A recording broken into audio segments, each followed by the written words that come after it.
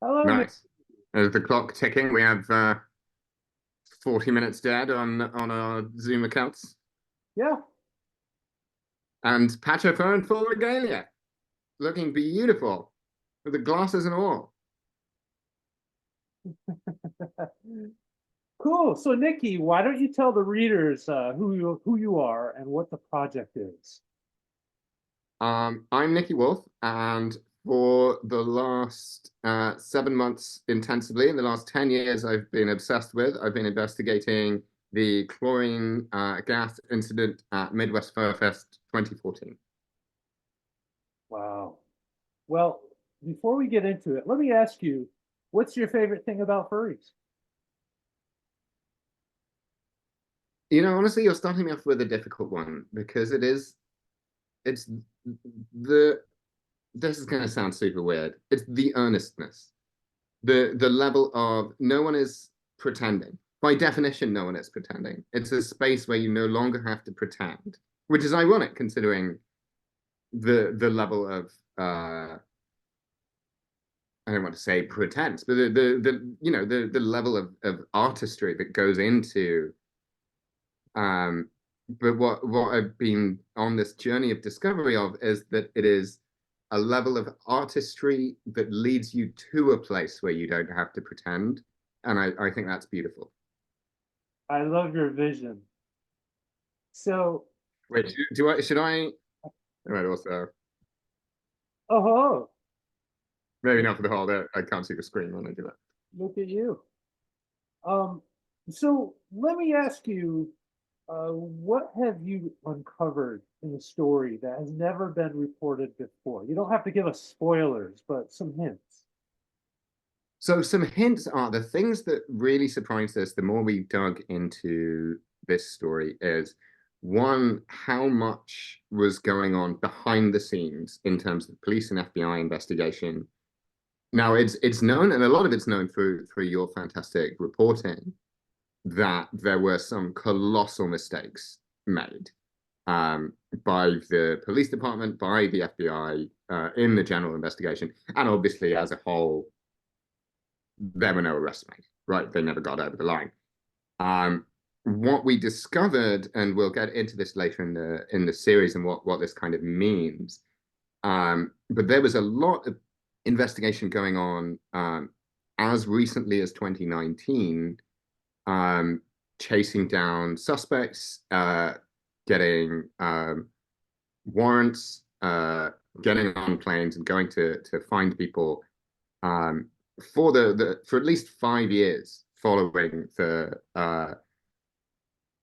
the word that's used is controversial. We've been saying attack because I think it's very clear that this was an attack. But yeah, the police and FBI were doing a lot more than has previously been known in the public domain. That's a really interesting layer. Uh, from the public point of view, um, can you just take me through what kind of life have you seen for this story when it came out, when it died down? What's your sense? So in the immediate aftermath, and I think anyone who's familiar with this story, who's followed it either from within the community or outside of it as an interested viewer, will know that the immediate reaction was the media did not cover itself with glory. I mean, the famous example of that is the MSNBC, where Mika Brzezinski just cracks up laughing and is trying to get out words like 19 people hospitalized through laughter, which is just as a single piece of media that sums up, I think, the way the mainstream media has approached this community. I think that's the perfect one, right? That's where we're at in terms of the way the media. And I don't specifically think uh I don't and I'm not within the community, so maybe I throw it to you. Do you blame Mika specifically for that, or do you think she's just didn't know what the hell was going on there? Because I think that's an interesting question of how what's your read as someone in the community of what happened on that MSNBC set. Well, I would say it was a brief human mistake. I can look at that from outside as a non-human, but I'm glad you're here and you're doing the work you do, the amazing work that's going to bring this story forward. Um, and I'm wondering why should we listen? What are the good points of the story that really stand out? It's funny. When we were scripting, one of the notes early on that I got was that there needs to be, and this is something you get in every narrative podcast and in every piece of journalism, you have to do the why should you listen on? Why should you care? And I found myself thinking to myself, qua the story doesn't need selling. This is a vibrant and fascinating community about which very little is known, who were attacked in a way that no one has. And shout out to the couple of places that have done good work investigating this before, specifically Vice and Rob Evans, and obviously you. I'm talking about mainstream media um, outlets here, but yeah, Vice and Worst Year Ever, I think, deserve props for having got the story to um, at least being fighting the fight of having mainstream media pay attention to it, not, I think, successfully. Um, but the thing that really got me about this story is that it's a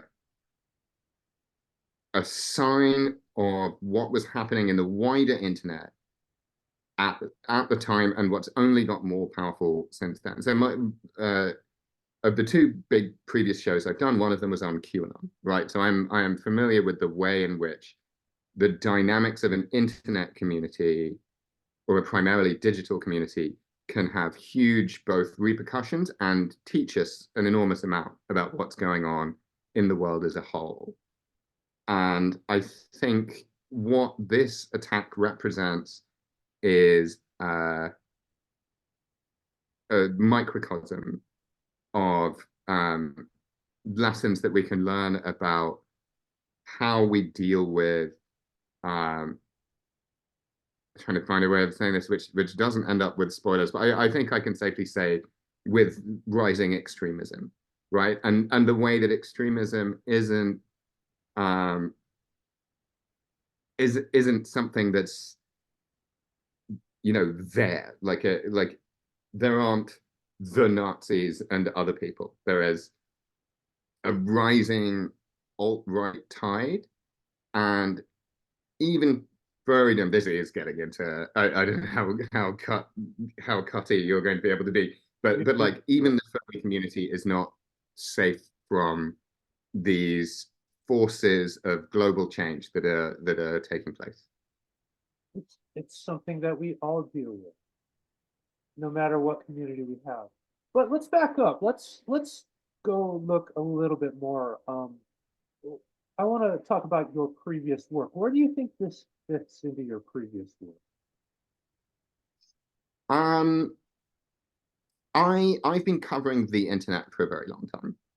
And it was I was just a general news reporter at The Guardian for a long while. And when you're a general news reporter, you need to carve out a little niche for yourself. And I was an internet kid. I grew up in the Live Journal, you know, early when an era where everything was earnest.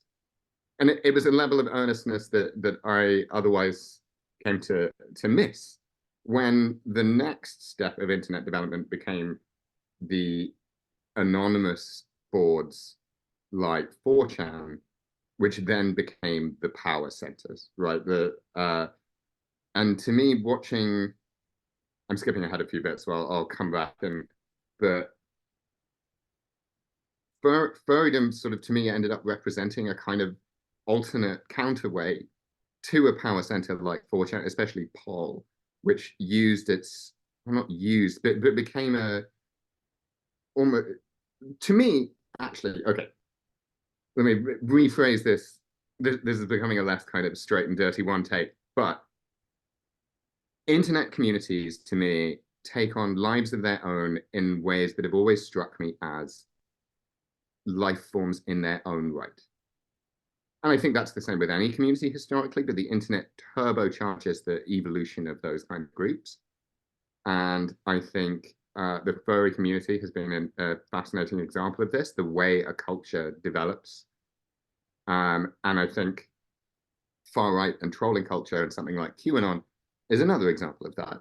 And so I've come to consider myself over my career as almost like a anthropologist of this new kind of life form that is the digital community, and the power that a digital community can wield and represent, and its power to be a good thing for the world and its participants, or a bad thing for the world and its participants.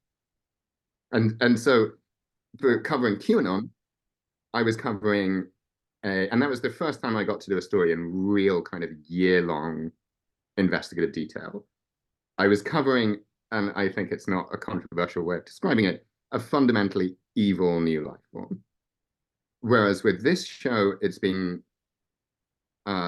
joyous to be on the kind of opposite side of that and cover what I think is a fundamentally beautiful community, beautiful life form. Even if I'm covering it from the perspective of it came under attack, and this is how what happened after that. And it's a true crime show, so we're looking a lot at the attack itself, but it's been great to be able to do a little bit of that birth apology, if that kind of thing. I get you. Yeah, and I was gonna ask you what it's like to enter furry spaces as a guest, as someone who hasn't, been intimately invited in before, and earn some trust and, just have that insider view. It's been, I think, rightfully difficult. There is the mainstream media has not been great in terms of covering this community before. And so we've really had to work very hard. And I think as the show will keep going, continue, I hope, to work hard in terms of getting people in the community to trust us. That, I mean, even from the very fundamentals, the points of trust that we have to prove from the very first off is that we're not looking to make a joke of the community the way a lot of people have. We're not looking to paint the community as in some way kind of deviant in the way that a lot of coverage has. More literally, we're not looking to, and we addressed this in the first episode, we're not looking to out anyone who doesn't want to be outed. We're not using anybody's, until we get to the actual suspects in the attack. That is going to end up being a spoiler. Ignore the way I phrased that. Unless there's, the line I use in the show is, unless there's a journalistic reason not to, we address and refer to everyone in the community we speak to the way they choose. And that gave us a kind of starting point. I think we made some contacts in the community. We were able to say, I'm coming into this with some experience of and I've known furries. I've been aware and adjacent to the community while remaining a guest in these spaces, and I'm honored to have been invited into these kind of spaces and these communications. But yeah, it's honor, I think, is the word. It's been really a privilege to have been able to be at Midwest Furfest last year, to be able to speak with members of the community, and it's been a joy. It really has. Midwest Furfest. So I think you had some interesting experience visiting there. I don't think we need to get into the parts that are already in the show, but was there anything that you saw that wasn't able to make it into the show? You know what? I'm so glad you asked that, because there is something that just didn't make it into the show, which I've been really kind of pulling for, but couldn't. And I want to give a shout out to Atmos Deer photographer Tommy Bruce, who has been a real kind of helpful guiding light for me as I'm kind of navigating this. But we went to see on the Saturday, I think it was the Saturday afternoon, a review. It was sort of an hour and a half long, lots and lots of little VR made films. And it was truly one of the most beautiful. There were lots of them were little, they were all apologies to any of the makers who I say this about, but like slightly janky. But in this kind of beautiful, raw, emotional way. And some of them were in jokes, some of them were truly hilarious. Some of them were unintentionally hilarious. Neither me nor Atlas had any idea what was going on. And then some of them would just blindside you by just being heartrending goodbyes and tributes to somebody that had been lost, or just tributes to someone who lives a long way away and you don't get to see very often. And it'd just be these beautiful little vignettes. And I loved it. I truly, I'm almost emotional just describing it. I thought it was one of the most beautiful experiences I've ever had. Trying to make a heart there. Okay, that's that's a good story. Well, this brings me to this was obviously a story that was kind of stalled. It was a cold case. Mhm. What factors helped you to move this forward when nobody else was getting progress? So it's worth saying that we don't actually know.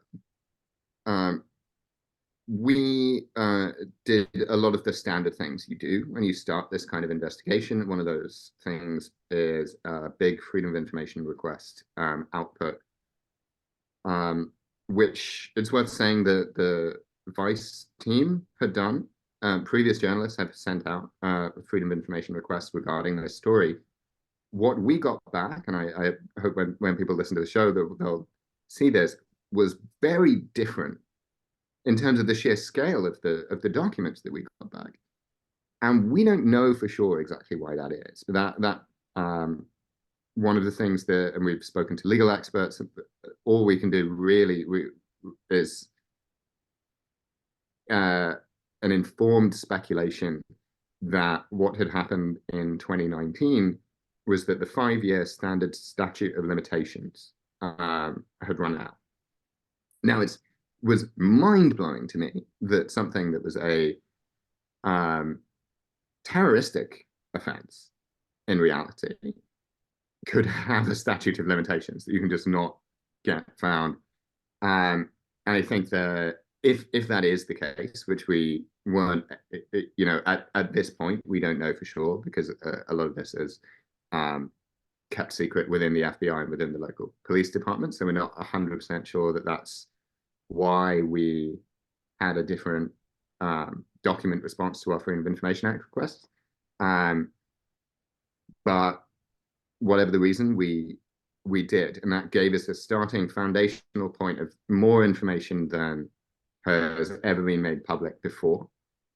And there were just enough clues, like they were heavily redacted, lots of these documents, but there were just enough clues that could start us off on a investigation that could find something genuinely new. Okay, okay, that's a yeah. Now, um, when I've been working on stories like either this one or like this one, ones that are difficult, ones that are maybe negative topics, I tend to encounter some friction inside the community. For example, in this story, a lot of people would tend to kind of dismiss the attack or just sort of memory hole it or excuse it as, oh, that must have been an accident. Mhm. there was always evidence that it was deliberate. From the start, the police said it was deliberate, but people still ran with the idea that it was, just a mistake. Yeah, and still to Maybe, this day, we spoke to people who were fairly sure that a latex chlorination accident was ultimately what had happened. A lot more on top of that who were saying, "Oh, it's just a prank. Why think about it?" Um, and it's very striking to me that I I don't want to project a kind of a psychology onto what's going on. To me, it seemed like that there was a an element of trauma response going on to that. That it's easier to say, oh, um, oh, but not a big deal. Um, I think there's an element of um,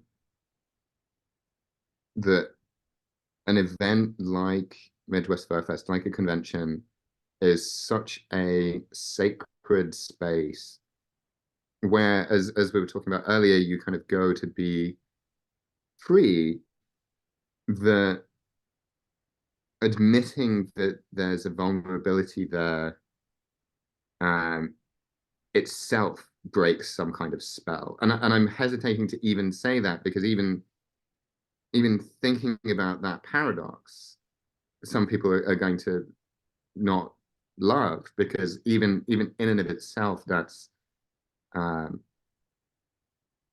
looking this kind of spell directly on um, and and undermining the magic.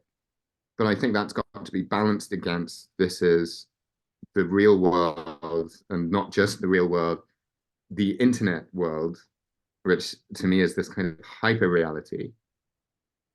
Um, and there are dangers lurking, and I think it's worth admitting and investigating and um,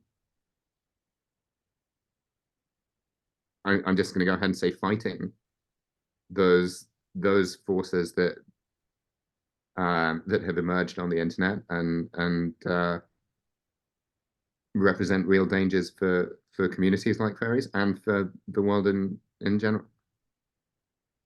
yeah, and I'm glad you used the term breaking the magic. I mean, that's a meaningful term.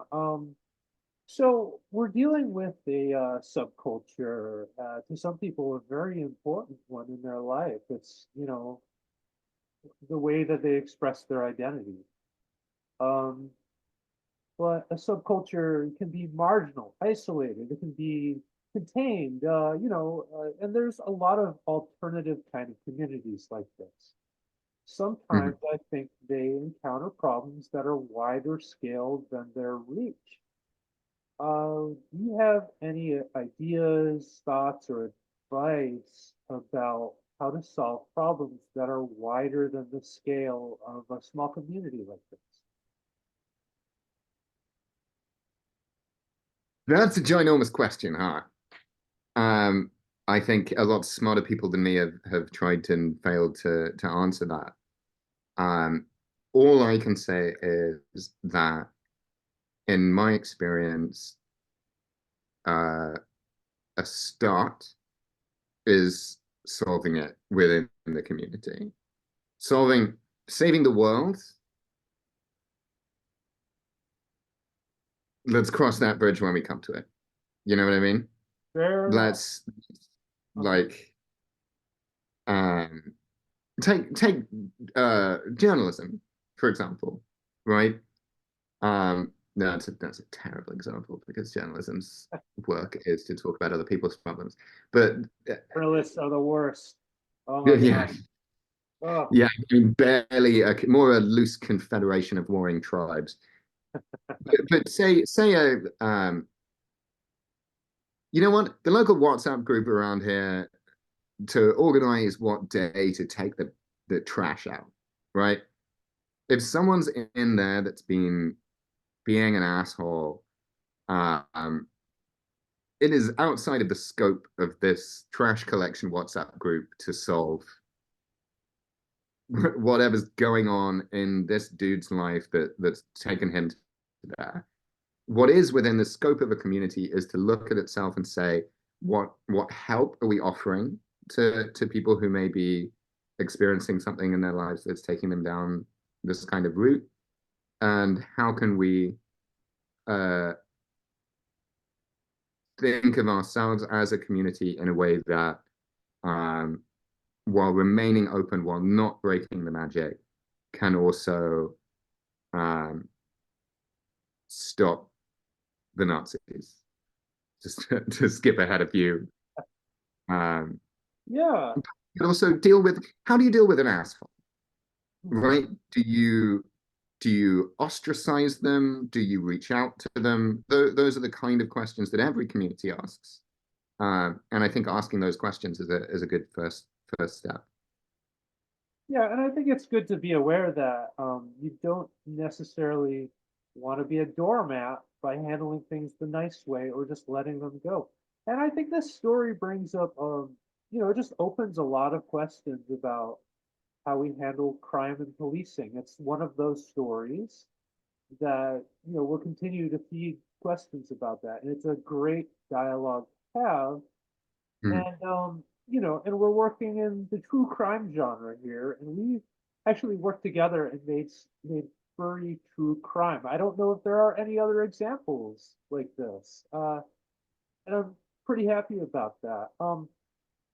So And actually, just as a, I'm this is, I think, a good point in this to really say thank you to everything you've done to make this happen with your reporting in the past. You've been fighting a very lonely uh, battle. I don't know if it's felt lonely to you, but as the voice being doing the real solid journalistic work on this, none of this show would have happened without the hard work that you've put in, and without your incredible generosity in opening up to us and talking to us and helping us on this journey. So thank you so much for that. We owe you basically everything of this show.